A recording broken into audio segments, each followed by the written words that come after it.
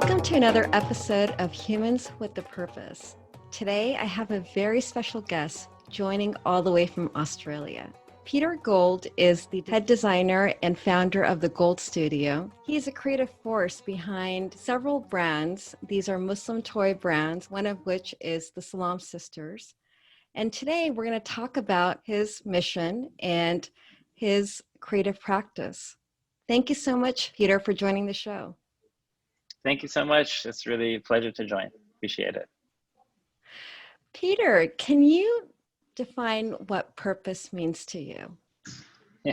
This is a great leading question because it's such a simple, beautiful question. And yet I love that the whole focus of the effort with the podcast goes directly to the most deep, meaningful, profound question you can ask someone when in the context of their life. What's your purpose? How do you define it? For me, I've come to understand that I sometimes struggle with the English terminology is so loaded. So for example, when in English someone says to me the word God, if you said the word God to me 25 years ago, I would have a very predefined kind of understanding.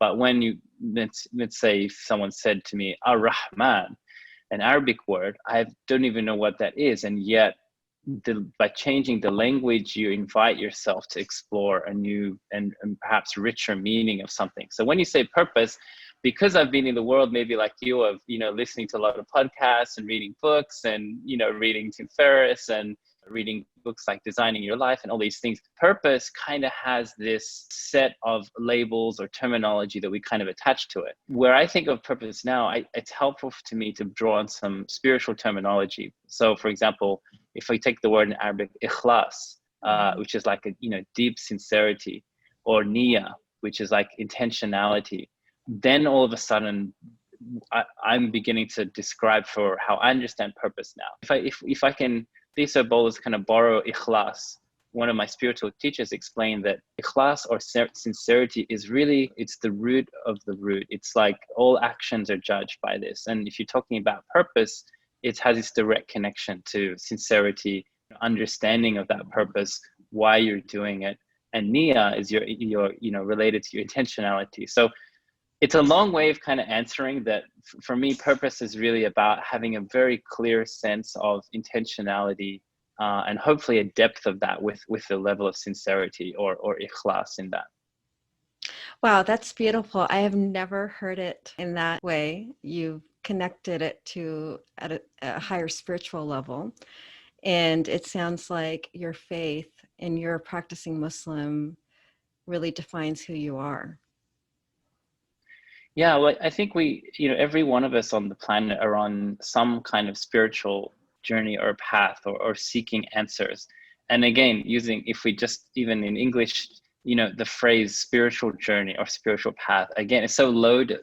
For some people, I know you're in the Bay Area there, for some people that's going to mean sort of like Berkeley in the 60s, finding Yes. deep poets and finding the kind of meaning and truth and being seekers. And the word spiritual in English, it's just got a lot of labels depending on your perspective, where you're coming from. It's a helpful term. We have to use, a little bit of shared vocabulary. So words like purpose or the spiritual path, at least you get people in the kind of ballpark.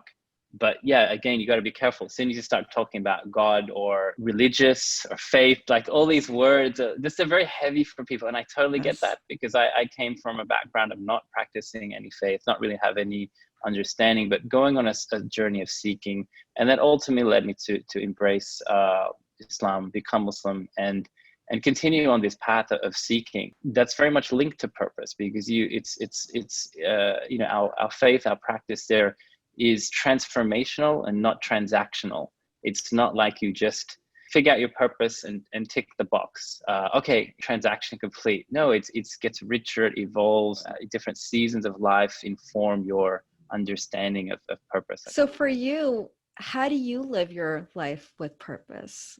You are a designer, you're an entrepreneur, you also teach as well. So how do you live your life with purpose? One of the big blessings I have week to week is to lead a design team. And what is a design team? When we think about design, Many of us think of things like graphic design or digital design, maybe more recently apps, designing things or designing experiences. When we use our iPhone or when we call an Uber or whatever it might be, design has a role there.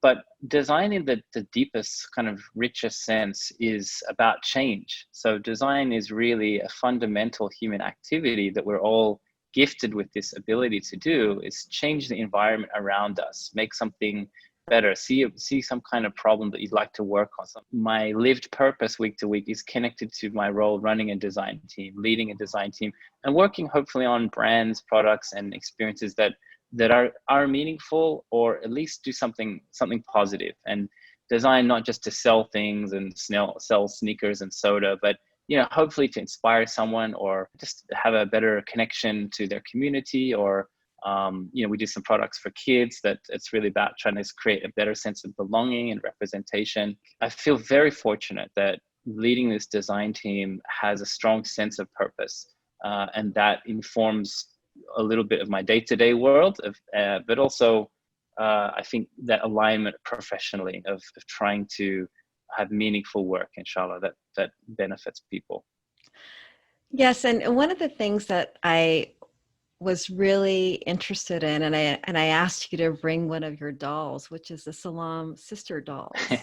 Your whole mission of creating more inclusivity, especially in children's toys. The US, we have the very ever so popular American Girl doll, which Yeah. all these girls wanted. And you saw that there was a need where there are girls who wear the scarf, who don't even wear the scarf. You have different flavors of Muslims, different levels of representation. And you came out with the Salam sister doll. And I was wondering if you could show the Salam sister doll on. Yeah, absolutely. Thank you. Well, I'm glad that you've found that. That was really every designer or design team has kind of like a dream project.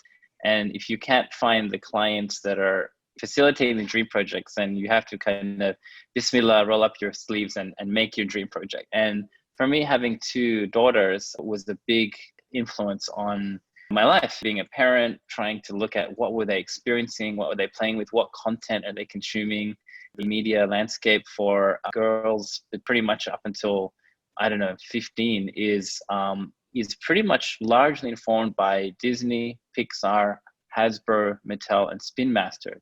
These 5 companies, brands that they own, just have this phenomenal influence between all of them. And I'm not saying that it is inherently bad. It's just that there's certain things you'd like as a parent, and as a Muslim parent, you'd love to see exist in the world, to have in the mix of, and I think representation is a big part of that. So I'm glad you did ask. I did bring a Salam sister with me. So this is the Mariam doll. And she's pretty big. Here's the whole box here. I'm not sure if anyone watching can see it, but basically it's a big package doll. It's a, kind of, we wanted to, have a big physical kind of boxed experience, the way that you would go into a retail toy store and see American Girl, you'd see all these other dolls. But so it had to kind of fit a little bit within the paradigm, but use that kind of archetype of what an 18-inch doll is to then inform better representation, inshallah. So like you said, it's really more about inclusive. So, we really wanted a strong cultural diversity. Yes. We wanted to have the option for with and without scarves. And it felt like just a great opportunity for kids to, the best reactions when we have the kids and parents say like, oh, it looks like me, or like, Mom, it looks like you, or it's my sister, my auntie. And for us, it wasn't really about the doll or the product, but it was about the message, the meaning, and the intention. And that really shined. So I think there's a good lesson that we learned for other brands that we work on and projects that we do, is you need to find the right channel and the right way, but then bring in the meaning and the messaging through that.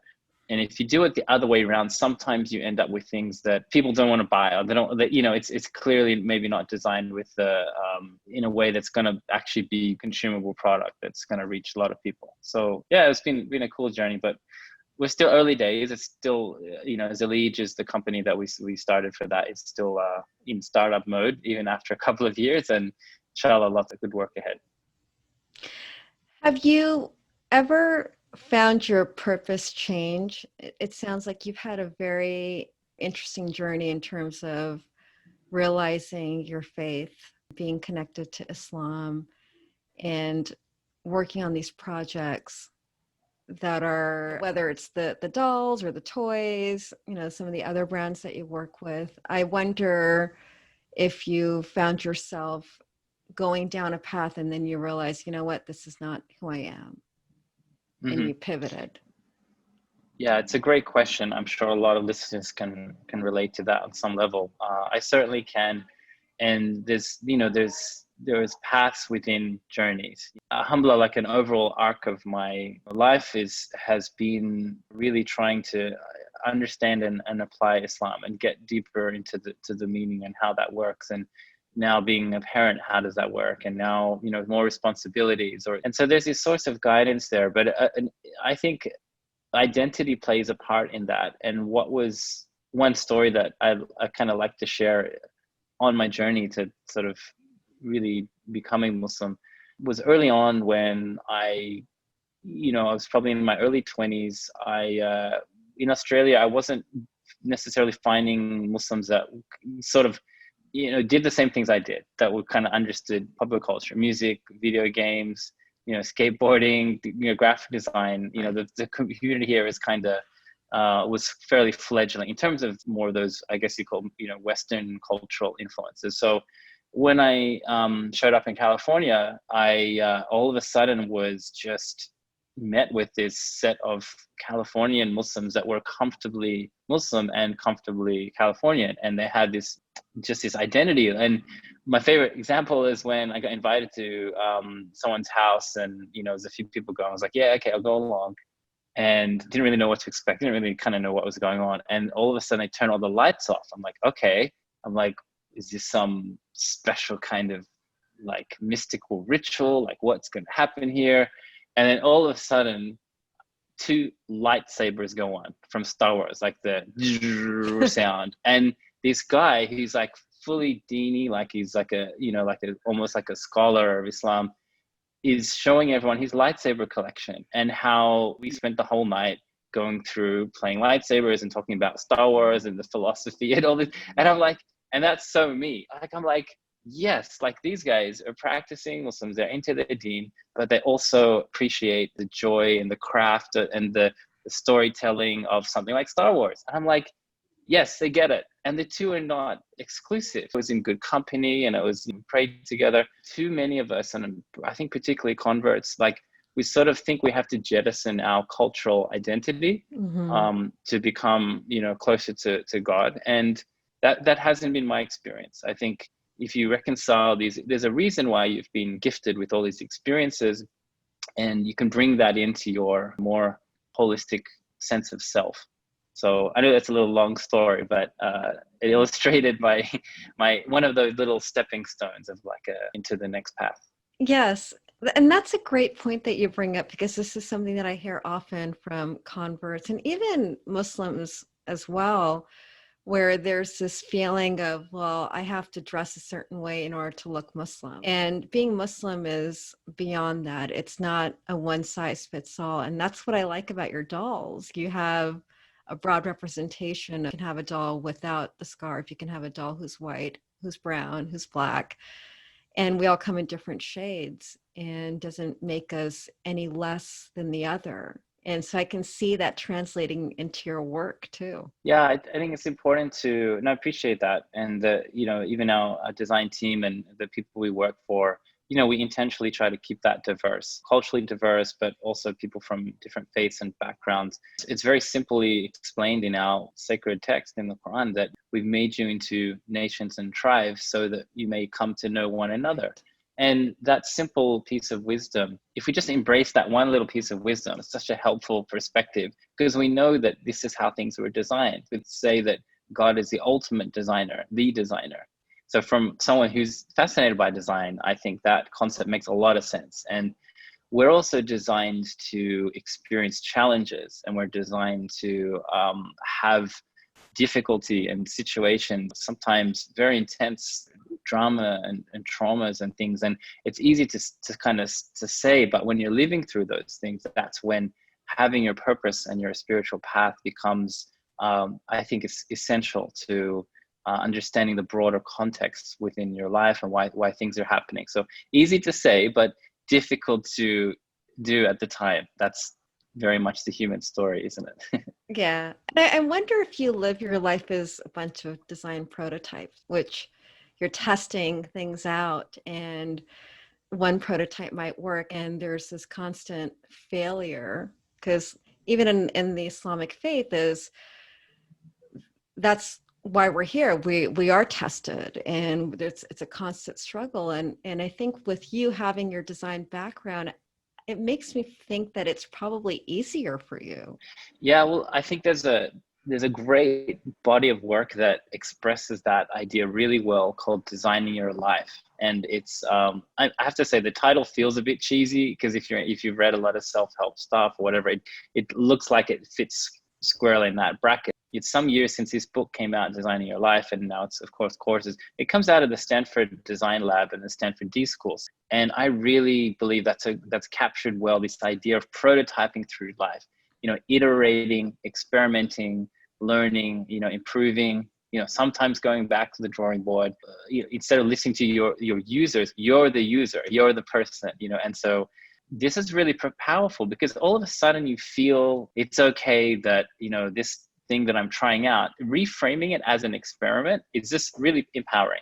Because then you don't feel so bad if things doesn't work out. Right.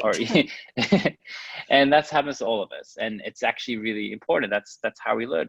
When you frame it in a design context, it becomes powerful because you can think about, I'm actually reframing my life kind of problems as a design challenge. So it's like, Right. man, okay, 2020, I was going to go to Paris. I was all set. I was going to like do a 3-month thing there and find myself and, eat, pray, love and have this whole thing. And then, you know what, I think 2020 had other plans for you. So how do you reframe that? It's like, okay, well, what was I trying to solve there? What was the problem I'm trying to solve? Which is, meaningful connection, maybe a bit more space and time to myself or different environment. So look at the problem you're trying to solve for and keep working on that. And sometimes it takes our whole life to get there. So what message would you give to the younger generation? And I'm talking about kids who are getting ready to graduate from college and they're entering into this uncertain world. Mm-hmm. What piece of advice would you give them? Some good advice that was shared with me was actually when I was doing a bit of design study at Stanford around this concept they have of T-shaped people. And it's sort of adopted a little bit in the corporate world, but you can borrow from that if you kind of take off the veneer of a sort of a corporate concept. But it's just a simple idea of the T-shaped person has a broad set of skills across one layer and then a depth in one. So across, if you imagine capital letter T in English, across the top you've got, if you think of things like collaboration, creativity, curiosity, a bit of an entrepreneurial spark or interest in do something. If you have that broad set of skills or making progress in those, but then one kind of vertical, if you think of the descender and the T now, okay, maybe I'm really interested in permaculture and gardening, or I'm really interested in nutrition, or I'm really interested in video gaming. Whatever it is, I think if you sort of aspire to have that kind of T shape, you can apply that to wherever you end up, whatever you might be doing, whatever role you might be doing, or even starting your own venture or trying to start. So I just say that try and have that breadth of ideas. And I recently finished an audiobook of the life of Leonardo da Vinci. And it was the same biographer who did Steve Jobs some years back, Walter Isaacson. So it was really well researched, really well written and explained. And I mean, although it was 500 years ago, like he was the most curious person ever. I mean, one of his questions is like, describe the tongue of a woodpecker. And then he did. And it turns out that the woodpecker has this very unique form and structure. And the point being is not the woodpecker, but it's like this curiosity. So if you have that through life, that's really powerful.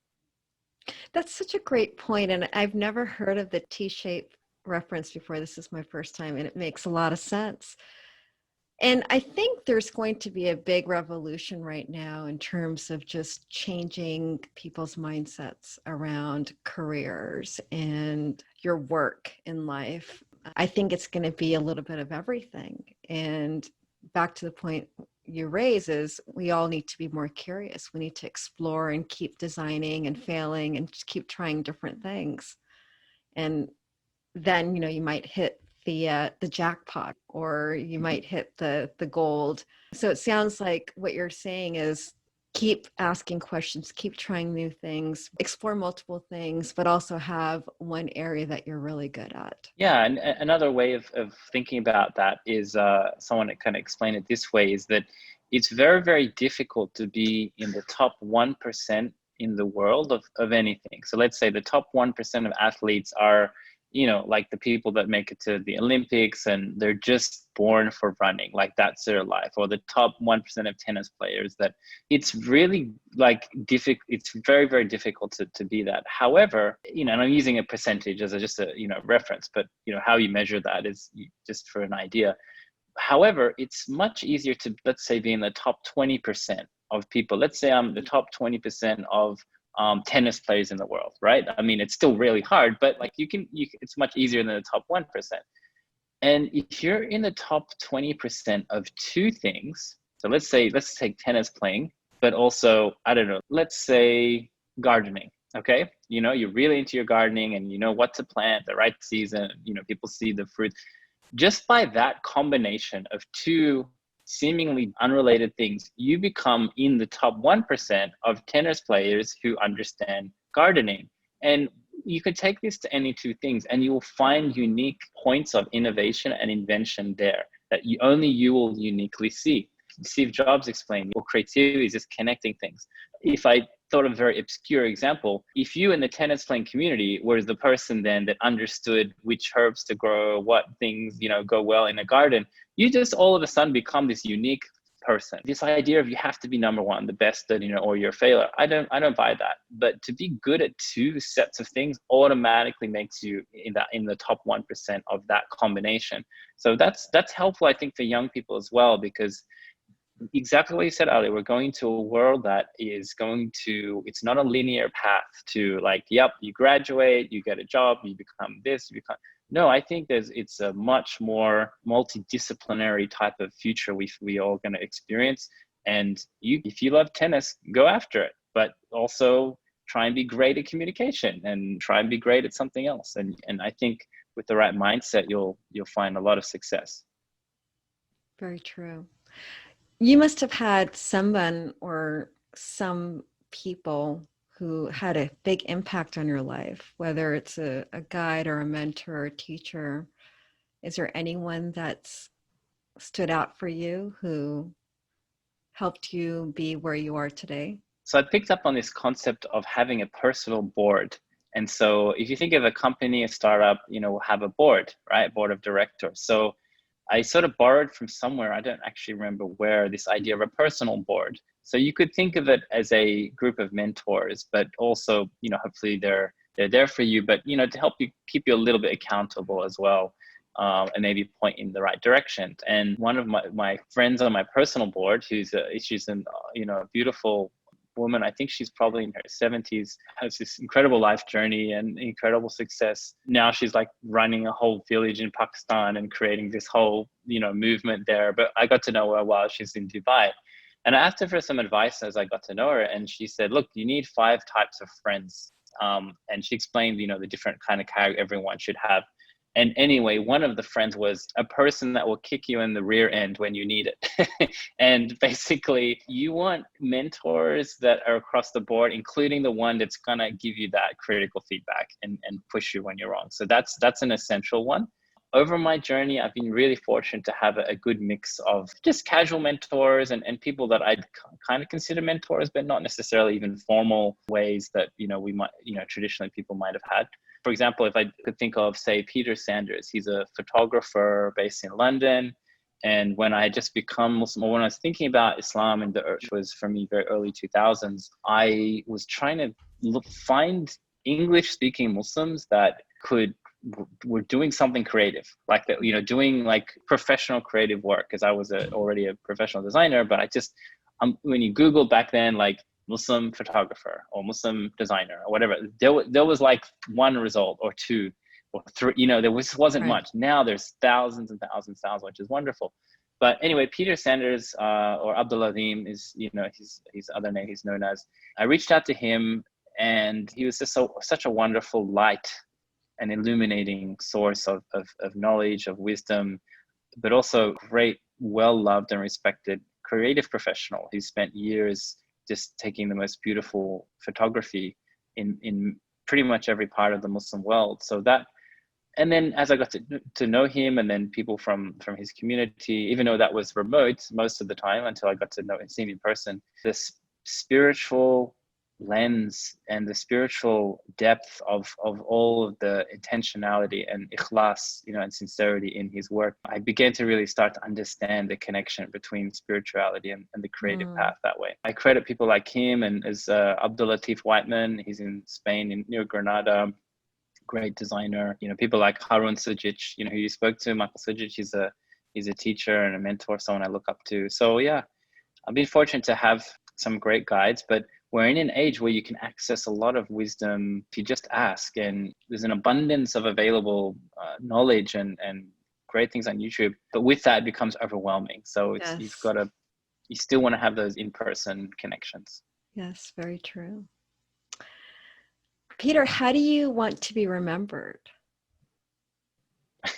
I feel like this is one of those questions that sometimes you do in an activity of like where, I don't know if you've ever seen this one where you kind of write your own obituary. Epitaph, Yes. obituary or whatever. And my wife kind of laughs at me about it sometimes, if she does, because sometimes I get excited and write like whole plans of like what I'd like to do in detail by 2030. I'd like to be this and be running that. And I mean, there's no harm in just writing it out and making intention and trying to keep checking that intention. So there's a whole bunch of things I'd like to be able to contribute to. But I think as you get older as well, you realize that there's a certain spiritual maturity you hope to aspire to. And you then start to look at what is your definition of success. What do you, when you make it about me and my legacy and what I'm about, we can start missing the point. Although it's easy to say that, but in practice, it's a constant journey of navigating. I think, ultimately I'd love to leave the world with sakina in the heart, with a tranquility, and with this sense of gratitude and this sense of rida. And rida in Arabic, I asked my teacher, what is rida? Is this, in English it's contentment. But if there's one thing I've learned, that you don't just trust the English translation at face value. It's very limiting. The word contentment in English, we go, okay, yeah, contentment, so you've had a good meal or you're just kind of happy. But right. I asked my teacher, what's rida? And he said, rida, Peter, is accepting and surrendering to every decision that's ever been made in history and every decision that will ever happen in the future. And then that's like this deep sense of acceptance and calm. And I'm like, wow, that's, then you would have sakina in your heart. You're just in this state of acceptance and contentment. So coming back to legacy. even in the bad, right? Even in situations where you wanted something and you didn't receive it, but you accept it. That's right. Exactly right. And that's the hardest part. That's the hardest part. That's where the spiritual path becomes real, is when you do struggle through those times, which can be every day or every month. If we strive for that with the right intention and with this sincerity and ikhlas, then, the legacy you'd like to have is like, oh, well, there's someone who was on the path to rida. And you do that through service to other people. You do that with trying to foster a sense of gratitude. In Arabic, this maqam of shukur, this idea, a station of being grateful. So it's a long answer, but that's somewhere in that mix, I hope, will be the answer. Thank you so much, Peter, for this wonderful conversation. Oh, thank you. I really enjoyed it, Alia. It's great to join you today.